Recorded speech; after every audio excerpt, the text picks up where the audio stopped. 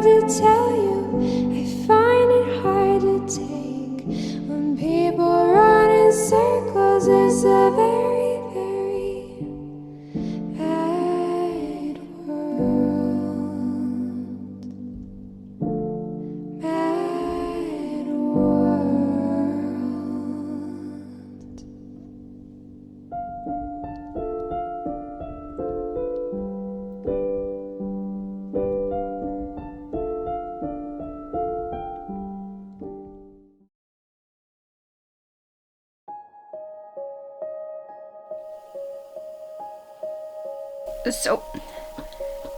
So what do we do now? I don't know. I hate not knowing. Usually I know everything. It's the one thing I could count on. Do you think he meant it, Officer Gibbs? Do you think he never wants to see us again? Gibbs, he was never one for exaggeration.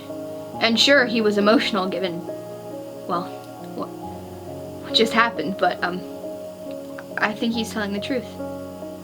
He did so much for us, you know? We treated him like garbage. We never listened to him, even in a life or death situations. We never took him seriously. I guess we've learned our lesson now. We don't even know if Paul's alive or not. How did we get here? Stubbornness, and your undying loyalty to me.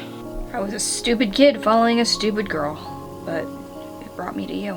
And I guess it brought me to the best days of my life. Or at least that's what I thought they were. Yeah. Oh my god, Mo and Darby. I can't believe we forgot about them. Stay has been way too much. Your mom said we had 3 more hours to get them. What time is it? 7:45. We better go. And what do we do when we get there? Shouldn't we have a plan? We usually have a plan. We never have a plan, Morgan. But it always works out. I have a feeling that it won't this time. Yeah, well, I have a feeling it will. You're the freaking teenage detective. Don't ever forget that.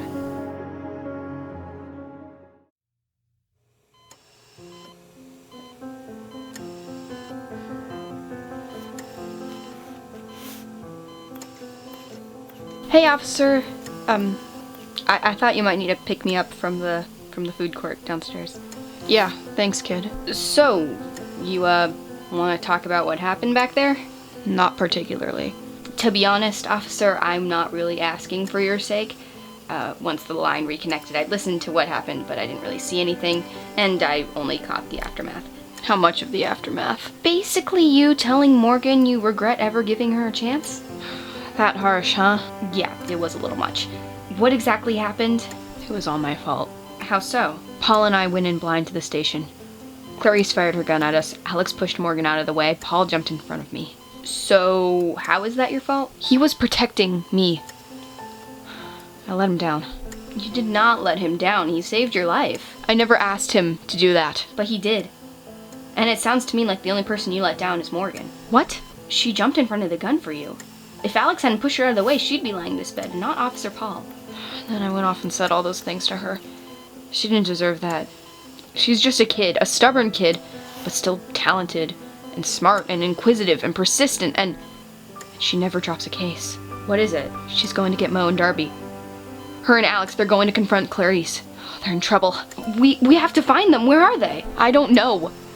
Think, Gibbs, think. What would Morgan do? Another one correct, Morgan. How'd you do it? Patterns, Gibbs. Criminals, they always have patterns. How they commit their crimes, how they get away, even where they hide out. It's all about patterns.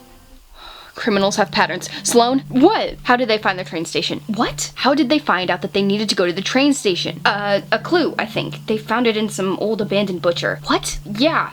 Osmo Butcher Company or something like that. Wilbur Osmo. Morgan, you're a genius. Okay.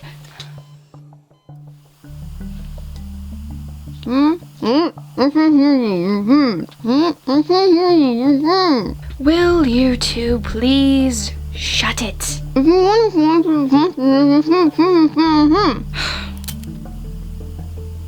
Get the picture? Boss, they're here. And so it begins.